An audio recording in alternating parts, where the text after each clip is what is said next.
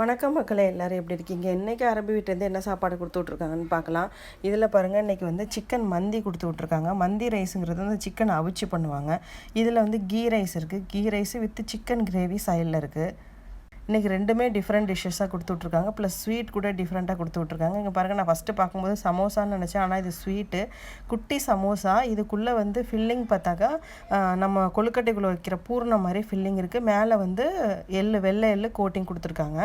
இந்த sweet role மேலே பிஸ்தா coating கொடுத்துருக்காங்க. இது எல்லாத்தையுமே வந்து சுகர் சிரப்பில் போட்டிருக்காங்க.